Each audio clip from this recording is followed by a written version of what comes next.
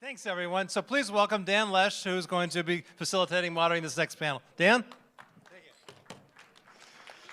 Thank you, Robert. I just want to say a few words. Part of our competitive advantage in Alaska is how dedicated we are to seeing mariculture succeed. I think you'll see that here from all these panelists. Of course, you get the sense from all the farmers and what they're doing.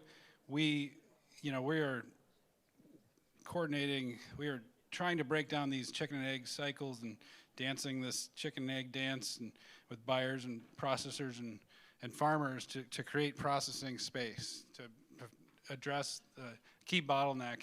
But it's not a simple process.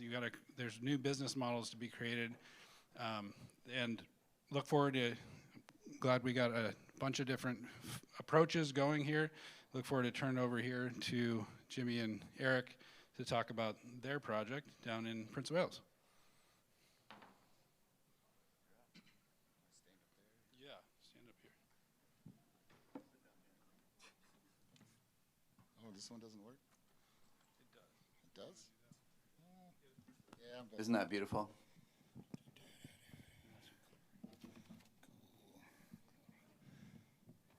Red is off. Okay. How's everybody doing? We all ready to eat some oysters tonight? That's good, good, good. Well, usually I'm here talking about my own farm, I suppose. So this time I'm here talking about a project we're working on out of Naukati in Sea Otter Sound. I'm part of the Alaska Oyster Co-op. There's 4 farms.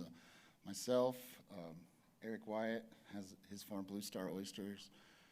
There's Alaska Gold with the sheets there, and then another smaller kind of farm, Cali Cove.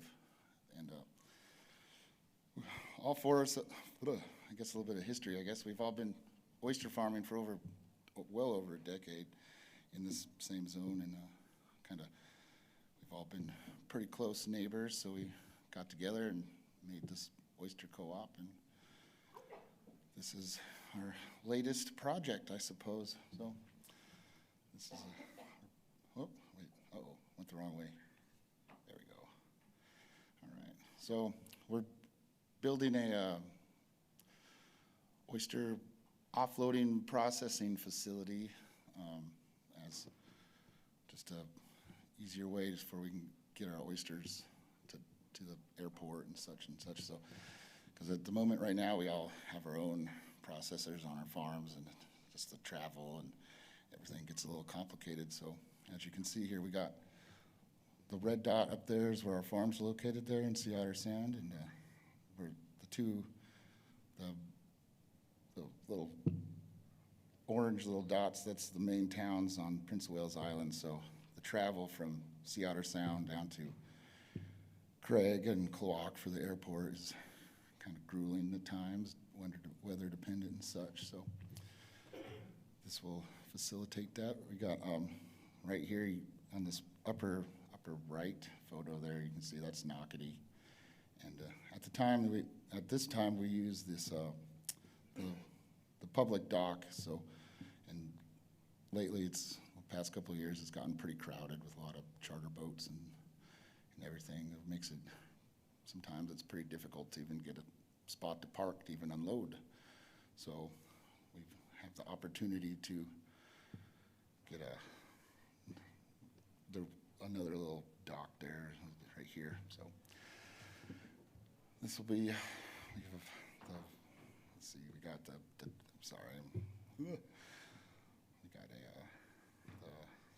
we'll have a facility there. Okay, so basically what we have is at this point we have a Thailand lease where hopefully we'll be moving Flupsy, I believe, Eric, right? Eric's Flupsy will be there. And then offloading pier, and on uplands with a processing facility, cold storage, sorting facility, and parking for equipment and such. So we're in the process right now of going through the permitting process for the uplands. We have the permit for the tidelands, and let's see, this is our schematic of the pier we're going to be building. locally, had a local architect draw it up for us. For free. Yeah, free. Yeah. You know, Nice to have retired neighbors, right? yeah. Retired Got some skills. architects as neighbors. It's always nice to have. This is what it looks like currently. This is the dock there now. It's an old, this basically used to be the float camp, logging camp. There used to be a whole float out, like a village, float village there back in the day. And this is basically what's left over from it. So we're kind of utilizing a couple of the rafts that are still floating, and eventually we'll have a pier off where in the upper right photo there'll be the offloading pier with a hoist and such. Oh, we'll go back to it so you can look at better pictures. See, let's get back to this one. I like this one better. Yep. Yeah, if you look at this photo on the right, Google shot, and that's pretty recent, and you see there's some brown stuff there. That's all logs, Yep. They're almost all gone. That's what the guys say. We're almost done with that. A little more on Kosciuszko, and Yep. It's a log transfer facility. yeah, so even some of the, guys have grew up doing this are saying our kids need something, want to do something else.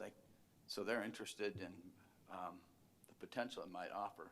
We already have other farm, Alaska Gold has a couple high school boys doing work study, So part of what we're doing is try to bring a diversification, and we're all seeing success. We want to increase that and bring it to right there. There's now grid island hydropower right to the edge of that lease that just went for public comment right now. At the beginning, we'll be starting with like our offloading facility and a processing facility, but we'd like to see even like a little small retail for our oysters.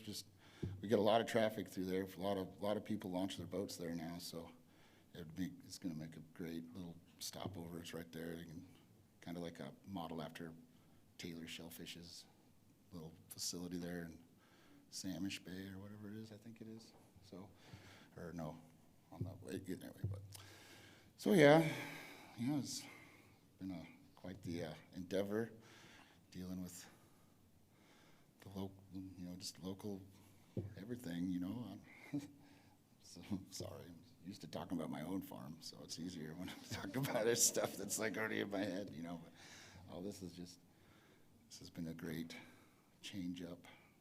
Go ahead. So the positive things about it are we are a recipient of some of the USDA SAS funds. Southeast Conference, we work with Dan, who's administering those, that we can actually use for construction. It's not EDA funds.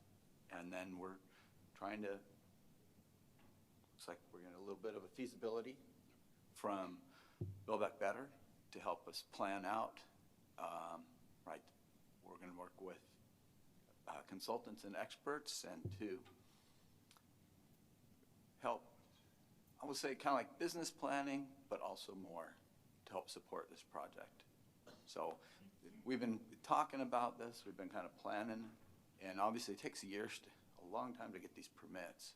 And we can sign for the Tidelands lease one as soon as I get proof of insurance and like public comment on the uplands. So we've been working on it for a while, and now it's just the right timing too, with all these other funding opportunities and interest. So we're very excited. Oh, yes. Yep. So you guys, with this facility, sorry, I'm going to break the norm here for a second. But what do you see it being changing in your ability to scale your business or operate a more profitable business, and how would this facility change that? And what size might you be looking to grow to if you're trying to grow? That's a great one. From my perspective, right now my farm is located 4 miles north of this facility, so my route, you could say, would be I harvest my oysters here, like at the farm, and then I take them to the dock down here at the Naukati dock there, and then I drive my cold storage facility is at my home, which is 30 miles north of here. So this will take 60 miles out of my commute. And so it's going to make it a lot easier to get to the airport, to get the oysters off the island or down to Craig, where we sell them as well. And so it'll change that from my perspective. And then Eric will have his Flupsy there, so he won't have to run off-grid power. That'll help him with. Right, and maybe we'll be able to, so, you know, it looks like demand maybe can produce 5 or 6 million seed for farmers, and having it on electrical right there would be decent. It's also maybe more accessible to do some training and to do tours. And I've been kicking around the idea, there's another, see a brown box there close to the water, of having some type of, well, pre-nursery setting facility or something like that that makes sense to combine with that. And part of our thing of, it's taken us a while, but we're a cooperative. We haven't done very much as a cooperative, you know, officially, but we're working together, we're cooperating. And that's, I think, more important than some on paper, you know, organization. But that's leading. We already see how we're benefiting by working together, and this is going to help to catapult that forward. Yeah, I plan to grow my, you know, market oyster by several times. I mean, we can see the demand, but we need a way to do it. And yeah, we can do it now, but it's limited, right? The size, the capacity, meaning, say, shipping, right, is the main thing. So we tend to do stuff a bit of a time, not, you know, see success, grow more, not have such big plans, but headed in that direction. Question? Yeah, part of that is using the connexes there, right, to start doing processing and sorting rather than trying to build a large building. Yeah, Scrappy, if you guys are done, we can move on to the next presentation. Okay. Oh, sure, yeah. Then there's also the added benefit of it'll give another job opportunity in town. Like right now, there's not a lot of opportunity right there in Naukati. It's a small little, just old logging camp, so it's just gonna increase the north end of Prince of Wales Island to get a closer. Someone won't have to drive all the way to Craig from Naukati or Whale Pass, wherever. So, yep. And then hopefully it also will increase more farms in Sea Otter Sound, which is one of the greatest places to grow oysters, in my belief. So, which you all will have a chance to eat some here tonight. We'll have three of the co-ops have oysters tonight, so you'll have a chance to actually eat them. So, which is the best part, right? Yeah. All right. Thank you.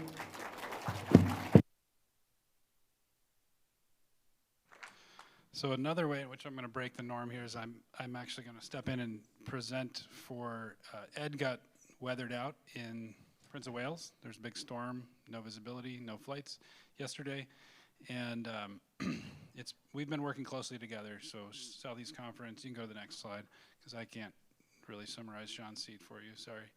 But, oh, I have that ability.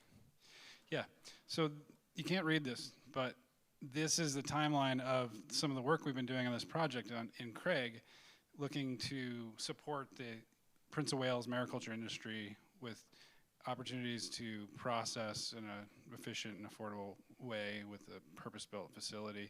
We started out the process looking around the island for underutilized infrastructure and partners that wanted to work on this project with us. It turns out we quickly found a really strong partner in Shaan Seet, and the work they had already been doing for several years was closely aligned with the goals we had for this. We were awarded $500,000 in pre-construction funds from USDA to support building processing capacity on Prince of Wales Island for mariculture. So in June of last year, we signed an MOU with Shaan Seet, the City of Craig, Craig Tribal Association, and Southeast Conference. So This was an incredible accomplishment and a sign of the support, the widespread support locally for this project and for the mariculture industry. You know, very, very rare. I don't really probably need to tell you that it's very, very rare to find that kind of alignment between a city, a tribe, and a native corporation in rural Alaska. And it's not that those folks don't have a lot of issues to work through on other topics, but in this one, they're setting that aside because this is essential to the community. Ed talks about, he says to me, I don't really like using the word economic development because this is about community survival. And, you know, it's just a different perspective, and it's really inspiring to see folks put aside their differences and work towards creating opportunity. And we certainly have struggles in other areas. You know, there's next to this proposed facility, you can go to the next slide, or no, I can go to the next slide. This is the Silver Bay Seaweeds plant right here. This is False Island near Craig. This is the location where we're looking to build a facility. We've got some designs, got a contractor. I don't know if Trevor's still here or not. We've got an engineer, an architect on board. We got some business planning and operations planning team on board. We've been working with some potential tenants and include the businesses listed there, seaweed processing, folks like Kelp Blue, which has a farm and permitting nearby there, a local seafood processor and small scale premium seafood processor, and Seagrove Kelp and their oyster business is interested in capacity locally, and others we've talked to as well. So the vision here is to create up to 3 facilities here next to each other, but starting with one, and you know, it's nearby city dock, it's nearby the infrastructure that goes out to Silver Bay, seafoods, utility, road, water, and put in this extra capacity and really unlock the potential of the industry in that area. So we are in the phase of, going back to this timeline, we're in the phase of trying to finalize our business and operations plan, figure out what the ownership structure would be of this facility. You know, Shaan Seet owns the land. They would definitely be a major component, or the major component of owning the facility, but they want to do that in combination with other partners. And there's an example of that nearby in Klawock at the Kidco dock there, which is a partnership between Shaan Seet and Klawock Kenya, another native corporation next door. It was a log transfer facility, and now it's turning into a cruise dock. So there's a lot of threads going here, but we're looking at finalizing an ownership structure, a business plan, and then raising up to $25 million to build out this project. So there's other efforts like this going on around the state. We'll hear about some of them. I think the folks that there's others that could be on this panel talking as well. And from my perspective, I'm lucky being at Southeast Conference. I'm deputy director, and we're the lead administrator on this Build Back Better grant. We just put out feasibility studies. We have 9 feasibility process. They're all related to processing. Feasibility studies awarded, and those will be kicking off. Like the contracts are being signed, you know, this month. So those projects will be kicking off, and we have 5 process equipment proposals coming in for processing equipment. We have 7 joint innovation projects going underway right now, focused on increasing on processing technology. So just to say that there's a lot of different threads going on to try to build mariculture processing capacity in Alaska, and this is one project which is actually outside of the Build Back Better. And I wish Ed were here to give you his flavor of this project, but I can share about it more if folks have questions here or afterwards. And with that, I would like to introduce our next presenter, which is Evie Witten with Regeneration North, presenting about the Kachemak Kelp Hub project.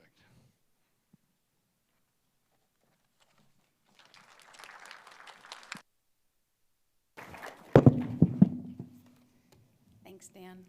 Where's my clicker? Is it? Yeah, green. All right, great. Hi, everybody. Thanks, Dan. Yeah, I'm Evie Witten. I, like many of you, wear several hats. My family and I have a small kelp farm in Kachemak Bay. But in my day job, I'm principal of Regeneration North, which is a small Alaska-based consultancy working sort of at the intersection of natural climate solutions and community and food system resilience. And what that translates into in practical terms is that I'm involved in a number of different kelp-related projects at the moment. And I'm here to talk about one of them today, which is this Kachemak Kelp Hub. This is a collaborative project with Saltwater Inc. My co-PI, Catherine Caravano, is here somewhere. And this is a project that we initiated a couple of years ago initially with funding from a Salt and Stall Kennedy grant, and since have also benefited from one of the Joint Innovation Project grants, and are looking forward to also doing some work under one of the feasibility study grants soon. This is a proof of concept, community scale project. That's the way we conceived of it. And we said, all right, we know we have the ability to grow kelp, but we also know that we've got bottlenecks in processing and markets. And so we conceived of this project as one to help address those two impediments simultaneously in an iterative way. And so I'm going to focus mostly on the processing here for the next couple of minutes, but want to emphasize that the whole project is really looking at scale and how to go from a very small scale where we are right now in Kachemak Bay to a larger scale, hopefully over time, but then also to really match up the processing capacity and methods with the markets, with emerging or developing markets. So very much an iterative process. Before I dive into more details, I should also say that this is very much a collaborative effort, has become so over time with the three kelp farms in Kachemak Bay, Spinnaker Sea Farms, Ebb Tide, and Snug Harbor. We're also working in collaboration with Alutiiq Pride Marine Institute and are looking forward to working with the communities of Port Graham and Nonwallick as they put a kelp farm in place. We also have been collaborating with Salmon Sisters, where we have set up our processing facility on the Homer Spit, and have a nice collaboration also with UAF through the Blue Economy Center, looking at some components of kelp. So shout out to all the people we're working with. So our processing project, we are looking at both processing methods and capacity at the same time. So how are we going to stabilize the kelp, and how are we going to use existing infrastructure in the community to the greatest degree possible?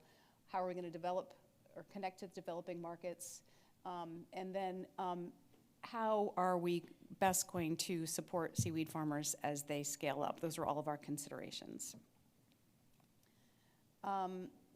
So the stabilization, we've been working on primary stabilization tests for the last 2 years, 2022 and 23, so we're going into our third season.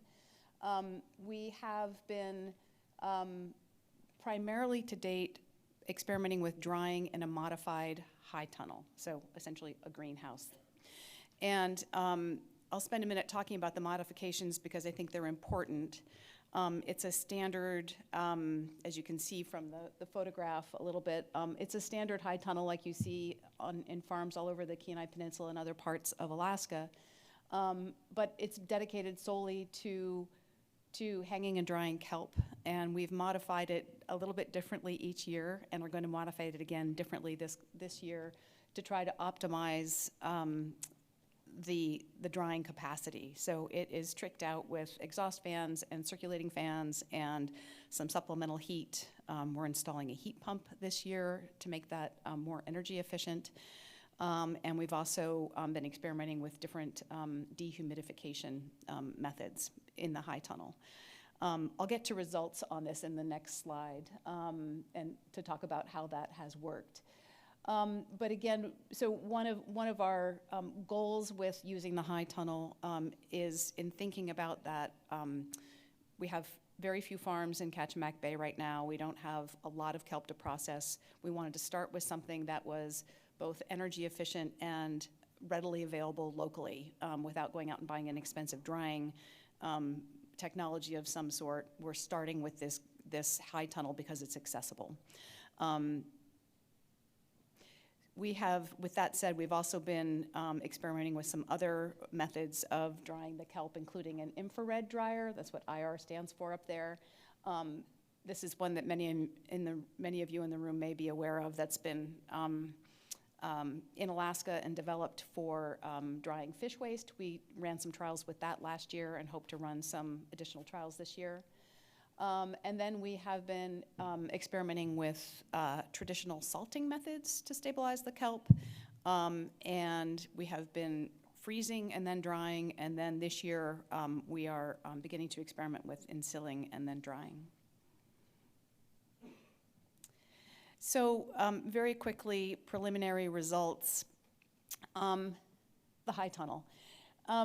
It's energy efficient. And under some conditions, it works really, really well. In 2022, the spring weather in Homer during the harvest season was optimal. It was sunny and lightly breezy, and we had no trouble drying the kelp.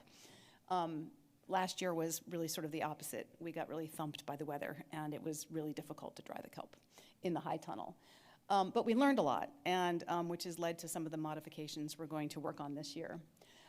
So it's energy efficient, it's not labor efficient at all. And it really, to us, underscores the need for a continuous feed type of system. But it's relatively low cost, and it does work, especially if you can modify it. The infrared dryer, that we found it cooked the kelp, and we need to turn it down and work with that more. We think there's potentially some promise with that technology. But it would need, the scale's not quite right, it would need to be scaled up. So worth further investigation potentially. Blast freeze and then drying, we have found, is inefficient, and then the kelp is difficult to handle after it's thawed. The traditional salting methods, we had some good luck with that last year. It was very preliminary. Water activity tests to confirm that it was well stabilized, were good.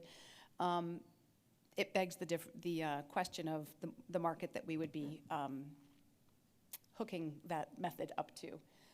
And then finally, we haven't experimented enough with the ensilling to really comment on that yet. So that's a very quick rundown. I'm happy to provide more details and data to anyone who's interested. And there's a little bit more information on our website as well. So thank you.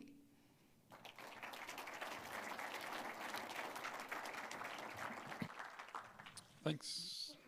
Next up, we have Alicia Cipher with Prince William Sound Science Center talking about seaweed processing projects in Prince William Sound, establishing a processing line at a fish processor and using diesel-generated waste heat to dry seaweed.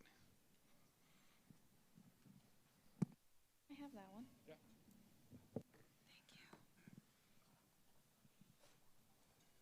Got it. Hi.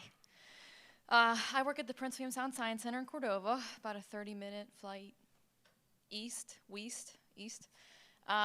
We are developing a mariculture program, and I'm going to tell you about a couple of projects that we have for Prince William Sound. And by we, I mean me and my collaborators that I drug up here to sit here very pretty like, which is Kristen Carpenter with the Prince William Sound Economic Development District, and Shaan, who's a co-owner of a kelp farm and the mariculture liaison with the Chugach Regional Resources Commission. I said it all. Okay. So in Prince William Sound right now, we have 4 to 5 active seaweed farms, one of those being the Native Village EAC Research Farm, which is not a commercial farm. And I think 4 were active last year or this year. Maybe all 5 were active last year. Anyway, 4 to 5. We don't have any processing capacity. Nobody's surprised by that. But we have a number of challenges that aren't necessarily unique to us, but other regions in Alaska may not face these same things. We have a lot of renewable energy, which is through hydro, but we do partly rely upon diesel power plants. You know, diesel. We're relying on diesel, and it's expensive. Our electric is expensive, especially when you're using it to heat things. And propane is not much cheaper. So the idea of drying kelp with those electricity costs is kind of it's a hurdle for us. And then there's shipping costs. We're disconnected from a road system, so we have to barge it out, fly it out. And then we live in an armpit. We get about as much rain as the Amazon rainforest, and then we get snow on top of that. So it's just a very moist, wonderful place to live.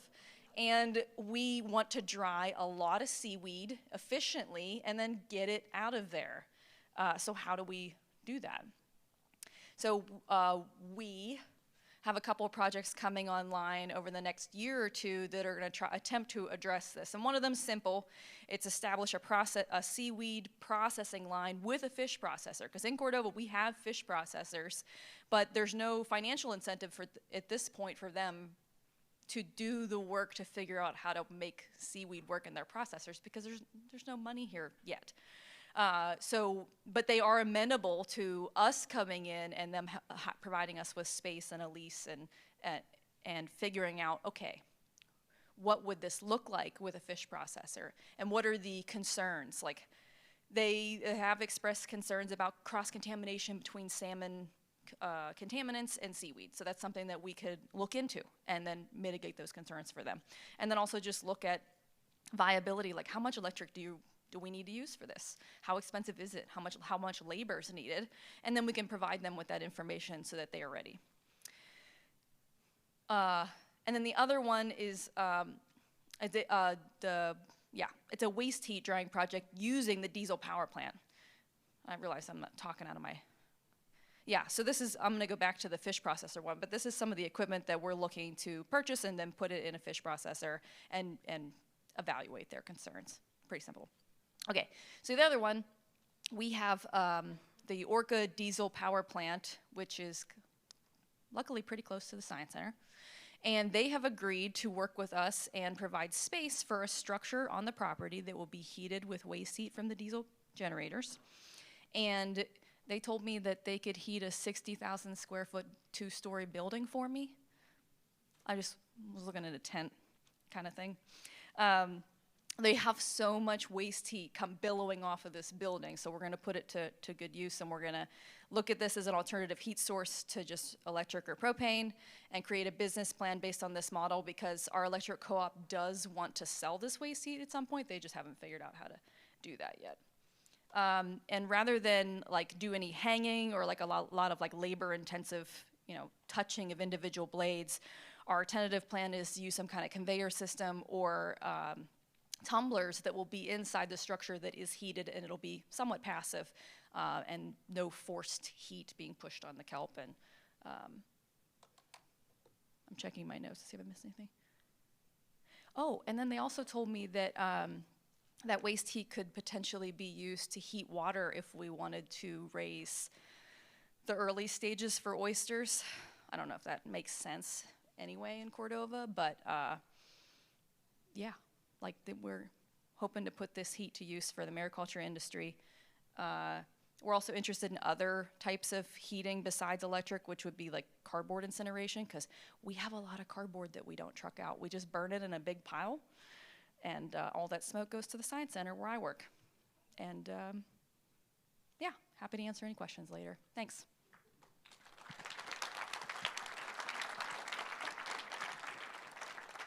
Thanks, Alicia. Next up, Aurora Burgess with Atlantic Sea Farms.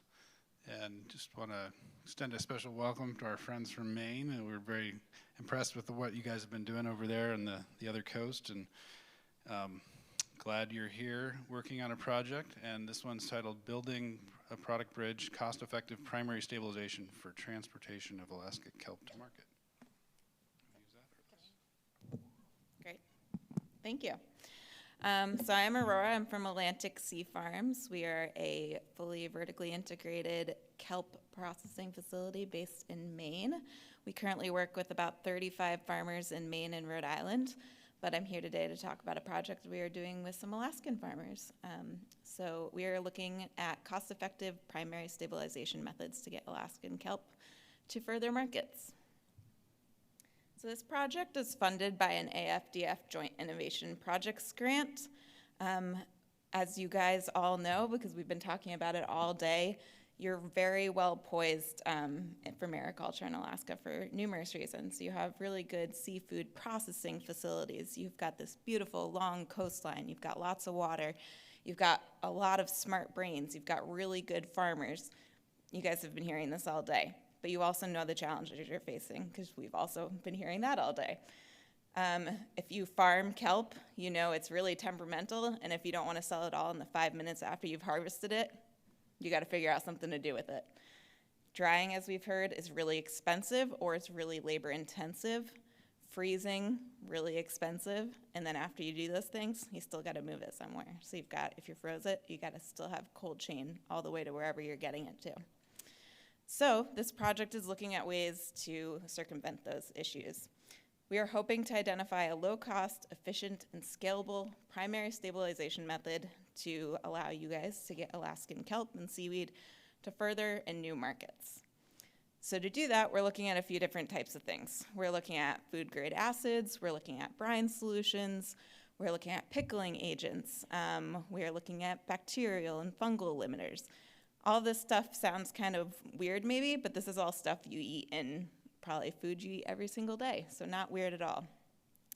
We are right now in the midst of this, so I don't have a lot of cool results to show you yet, but we're bench trialing things. And then this coming harvest season, we'll be working with Kelp Island, Alaska to test it on a larger scale to see how it works with fresh kelp coming out of the water. And then we'll also be running matching trials back in Maine on our sugar kelp. And the reason we're doing that is we want to see if there's any geographic differences, because seeing your kelp all day long, it looks wildly different from our sugar kelp. You guys have been talking about how yours is neutral or negatively buoyant. Our sugar kelp floats and our farmers hate it. So it's a different beast that we're dealing with. So we just want to make sure that these stabilization methods work for sugar kelp across the coastlines.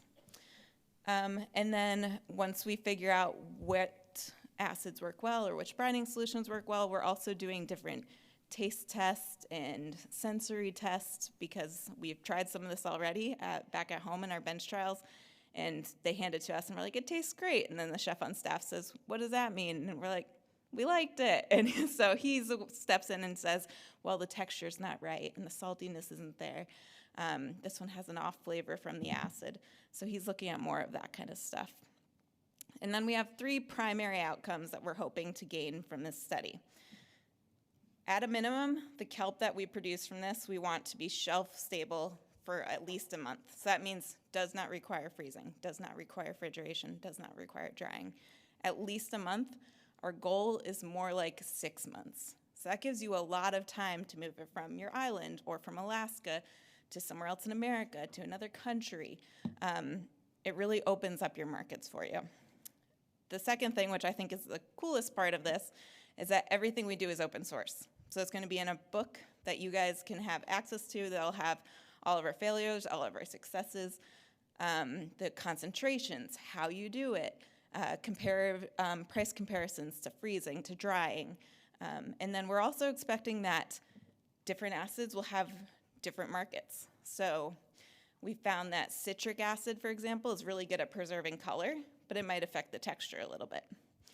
Whereas brining solution, you can imagine, that's going to up the salt levels. So how can we deal with that in the back end? We looked at phosphoric acid, which is really great for texture. Acetic acid, which, as you can imagine, leaves a pretty strong vinegar taste. So how do you deal with that in the back end? So we'll be talking about all that kind of stuff in the handbook, and it will be available to anyone who wants to look at that and try it out. And then the last thing that we're excited about at ASF is starting to build relationship with Alaskan kelp farmers. As I said, you guys are you've got a whole bunch of innovation in this room. You've got a whole bunch of big brains thinking about this, and we're excited to start having those conversations with you all. I'll be around the rest of today and tomorrow, and also my colleague Ruby, and we'd be happy to talk to you about any of this. Thank you.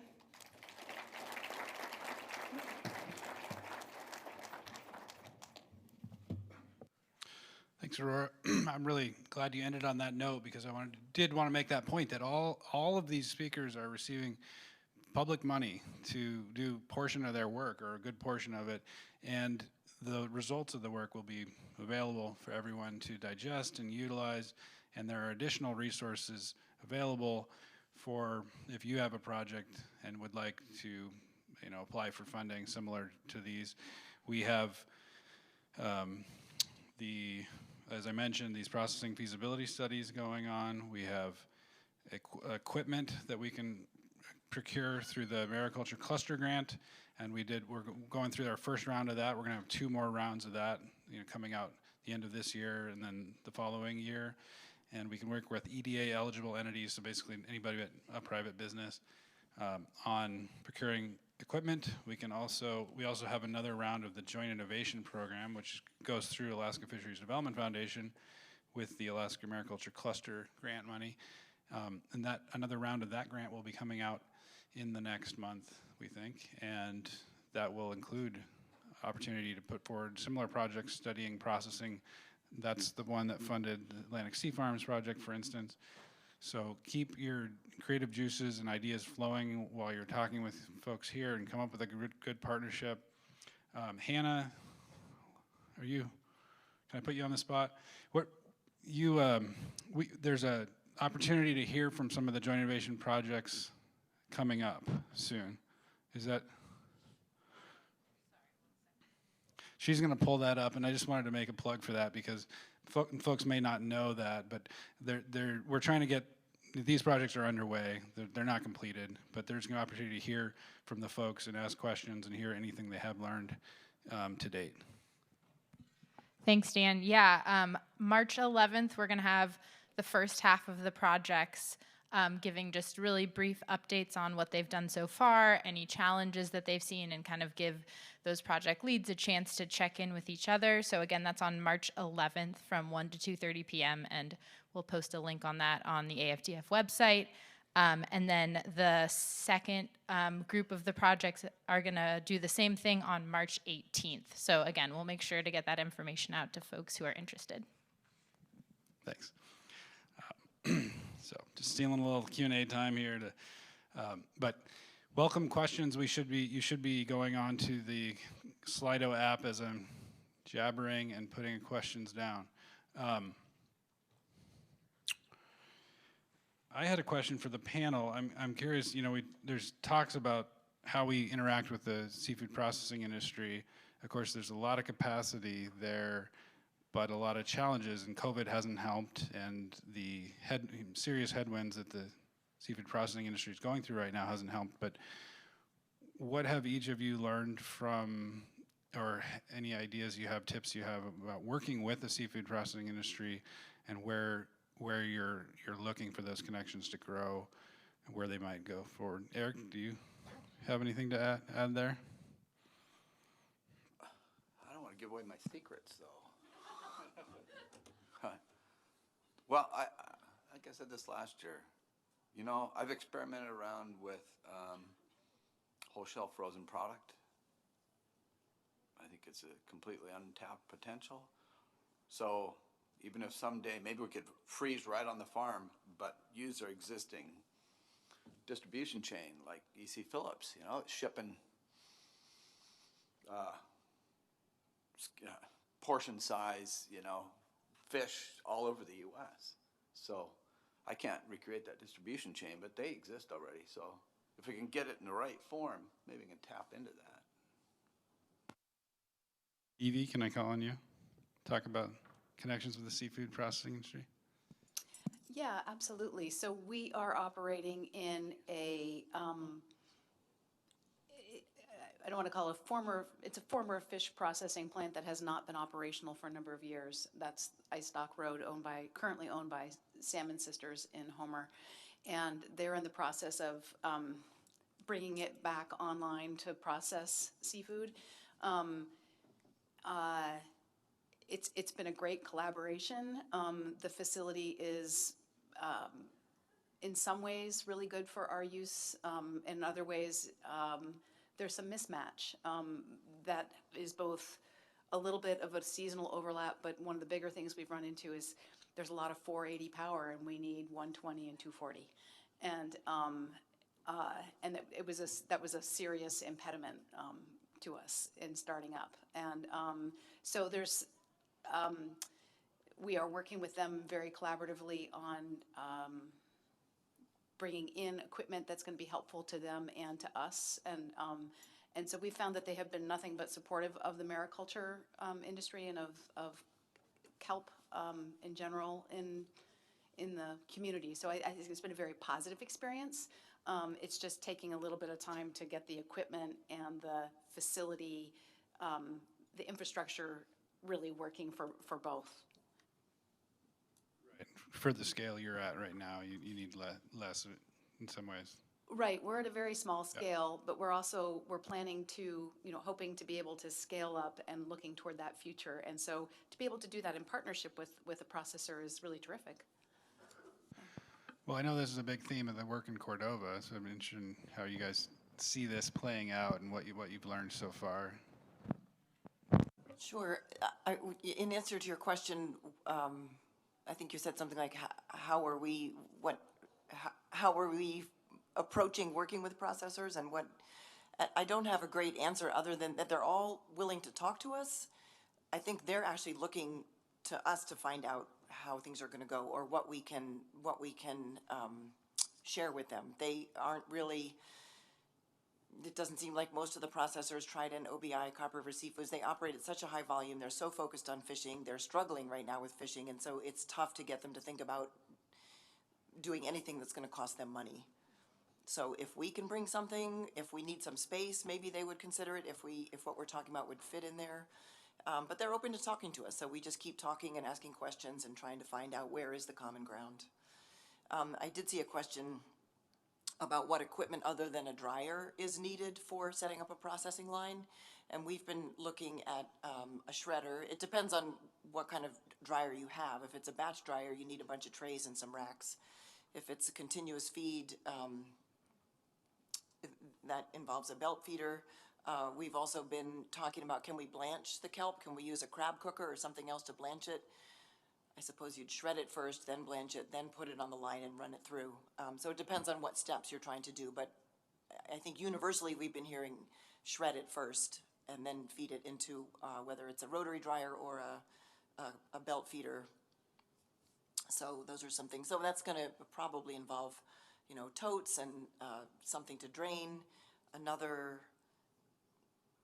equipment company that we talked about dewatering. I don't know if Evie has any experience with different ideas. I've heard Alicia talk about a giant salad spinner. But kelp is 85 to 90% water, so I'm not sure how much can be eliminated before you actually go through the drying process. But those are some of the steps we've talked about. Great. Mark Shear, I'd love to hear your thoughts on how to work with the seafood industry, but you don't have a mic right now, so I'll wait for that to happen. But when is the co-op in Naukati going to be up and running, projected to be? Also, there's another question with, what was your process for shipping oysters out of state or out of Naukati? Are there shipping limitations that could be improved with public funding? I can do both. Okay. All right. You trust me? Oh. I can do it. Go ahead. Well, This is First our off- act. who's on first? As far as when's the co-op going to be up and running, at the moment it's actually up and running. It's been running for a few years. But the project is, we just haven't basically broken the ground on it. We're still in the process of the uplands. Today was the first day for public comment, so we have 30 days of that. And then once that goes through, then we basically start. Okay, more money is required, and then Obviously, more, and then that, maybe we could, if all went well, in a couple months could actually be like breaking ground, physically doing stuff. I think it would be useful, though, if we actually had it locked down, right? This is our space, then we can proceed forward more and offer that surety that we do have that place. But right now, you saw picture 2, there's a ramp and a dock there that already exists that way. So we will be able to expand a lot more. It's taking too long. So we're kind of operating already. It'll just slowly do more. And then as far as the process for Oh, yeah. getting oysters out of Naukati, out of state, it's fairly simple, really. We just drive them to the airport and we harvest them, like cool them down, put them in boxes. Our farm uses styrofoam boxes to maintain the cold, keep that for the flight and everything. And then we fly them from Kachemak to Kachemak, and then from there they get on Alaska Air Cargo. And then that's where it gets a little tricky, because if you're sending oysters to, let's say, Minneapolis, we did this once, and got them on the plane. They got to Minneapolis. The customer was not there to pick them up, so they sat in Minneapolis where they do not have a cold storage facility. So we had to, we like to keep tabs on the oysters until the customer picks them up. So what we found is when you are sending an oyster from Alaska out of state, to make sure that wherever they land, there is going to be a cold storage facility for them to be held, or you get confirmation from that customer that they will be there when they arrive, so that you know that they are not going to be warm. And when we're certified by DEC, there's just like an additional little process to be certified to do interstate. So it's easy. It's pretty simple. Just make sure they're cold. Always make sure they're cold. So most all of the oysters are getting flown out, not going off on the ferry off the island? Yeah. Well, I experimented with that before. Okay. It's too much time. Yeah. Yeah. And it's a higher value product.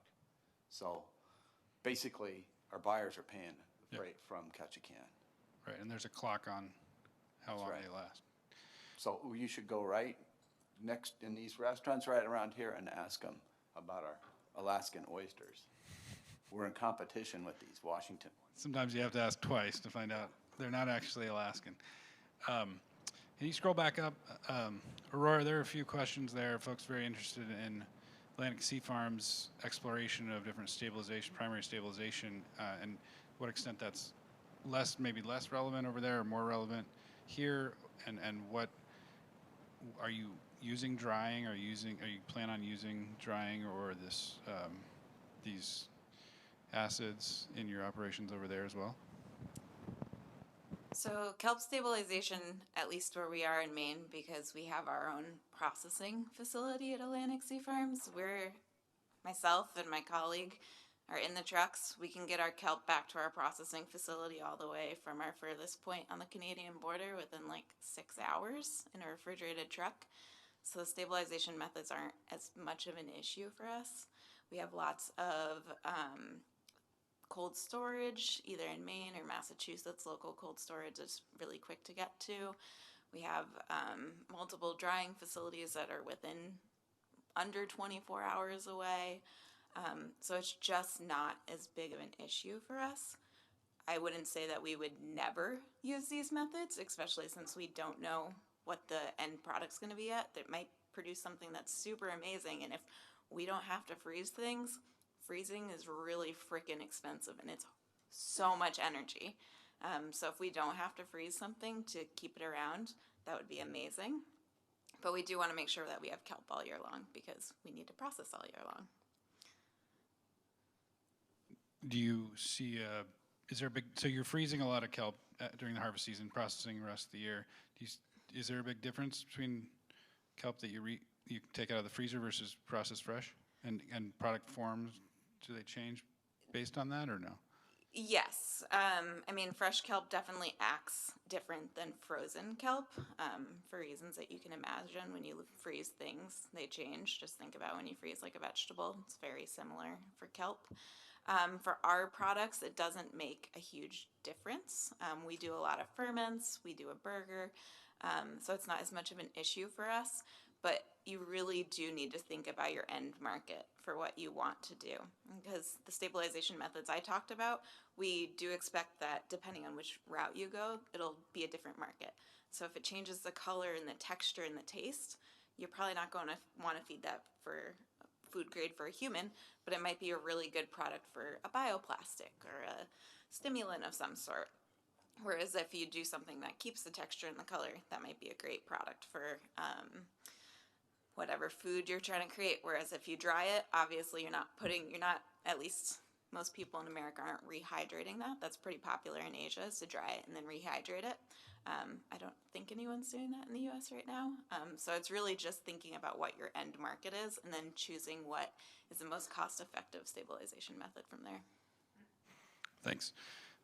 Another one of our competitive advantages in Alaska, is the fact that we have all this widespread government support for our industry. That's not to say we don't have problems with different government-related regulations and issues, and I'm just curious to hear from folks that have been operating this space, developing mariculture processing facilities and capacity, what issues you've run into related to our regulatory agencies and other government regulations that might be areas for improvement or things to keep thinking about. Eric, would you put anything forward? I'm sorry, I didn't follow you. Go ahead.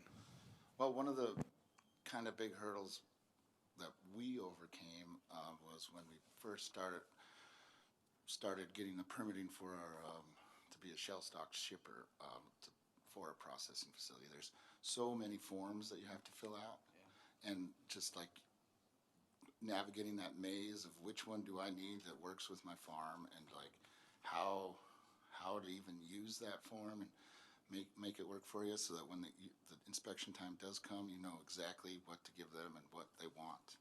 So it would be real nice if there was a nice guideline that you could tailor yourself into. Maybe it's this workshop scheduled for tomorrow. 1:50. All right, Carol, you gotta bring that up. Thanks. Anybody else want to offer anything? Any thoughts? Yeah, I'd jump in.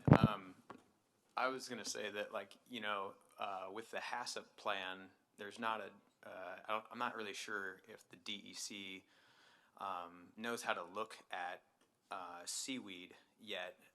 I've gotten mixed feedback from, Chris Sanito, who's like the state authority on new seafood products, on basically that you don't need to have a HACCP plan for seaweed yet. And then I talked to DEC, and there's kind of like a gray area of like, well, if it's a product being, developed within the state of Alaska, and then seaweed is not considered a seafood by the DEC standards, so it just kind of creates like a gray area for a processor or a direct market producer to try to like navigate that of like, well, do I need to have that permit or do I not need to have that permit, and do I need to develop a HACCP plan, or can I get away with not having a HACCP plan? And I think it also depends on like what your end product is and what who your consumer is and all of that. So I think more, not to say I want to see more regulation, but more clarity on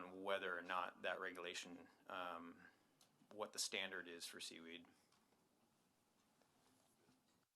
Aurora, in Maine, are there key things that your priorities for you guys related to this?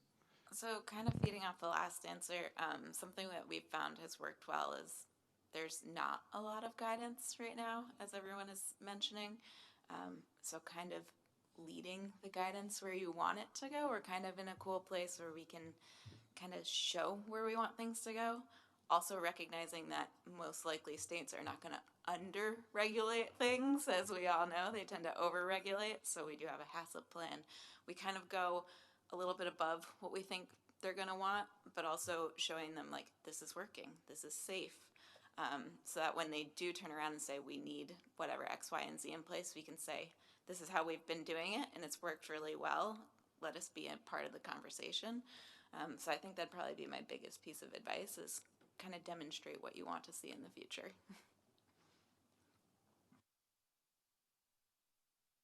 You're good, Evie? I'll just say that we've taken the same approach in the Kachemak Kelp Hub, and we've had a very easy working relationship with the DEC here so far. Great. I know, Eric, you guys were working on access issues for your facility there in Naukati, and there was this little strip of land about 100 feet wide that had been used, that was owned by the Forest Service, but had been used, a road across it, and used as a logging camp kind of area for decades. And it did take a couple months. We had to kind of weigh in and try to help to get the Forest Service to respond and provide, a notification that there was no impacts there. So, And in the meantime, our process was completely held up while, our little project didn't show up on their radar very well. and that's just to say that, I think there is hope. It just sometimes just takes a little bit of time and effort, but we'd really appreciate our government partners, and this panel that's coming up next, we'll hear from them, and so this isn't a negative. It's a new industry for everybody, and you can hear that you got a lot of partners here to work through all the issues that are coming up. So Eric has one more thought. Yeah. So we've applied for an uplands lease from the state that is not aquatic farm, and that's a very different process. They're not used to seeing us, and take a long time and be arduous. And so that's something to consider, is if there is available state land, if it's possible to do that, it's going to be associated with this. That process is way more arduous than aquatic farm. We have no realization, I guess, as farmers, how easy we have it. So there's something to consider. And it would be nice if the lease fee for those associated uplands was about the same as aquatic farm, which is favorable to our low, revenue generating business. Yes. Well, Robert wanted me to wrap up by 4:10, so we can get on to the next panel and get on to our oysters and other presentations. I see some Slido questions here.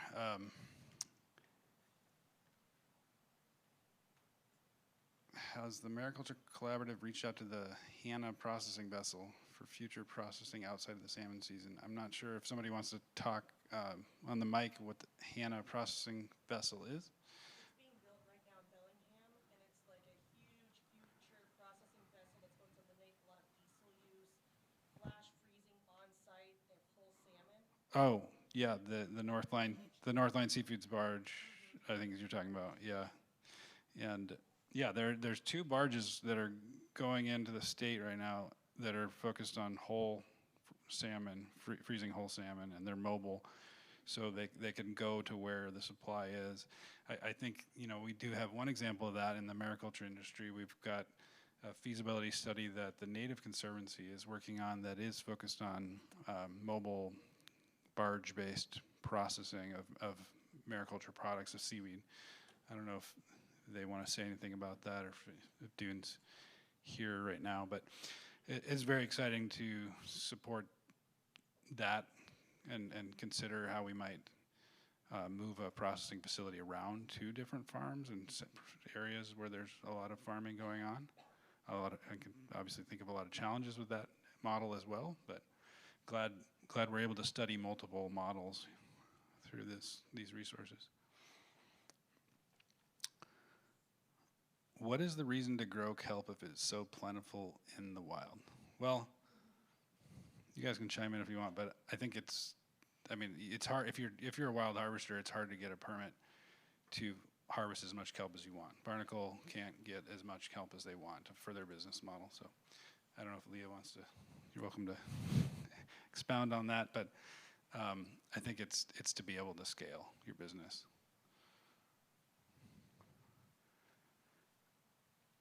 Are any producers utilizing freeze drying?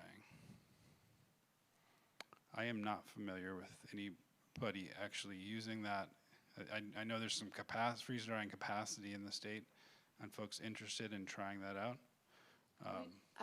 We've ahead. looked at it just initially, and it's energy intensive and very expensive. Eric, how much does it cost to build out a project like the processing facility in Naukati? We're talking about what? All told, it's going to be $400,000 or $500,000, or no?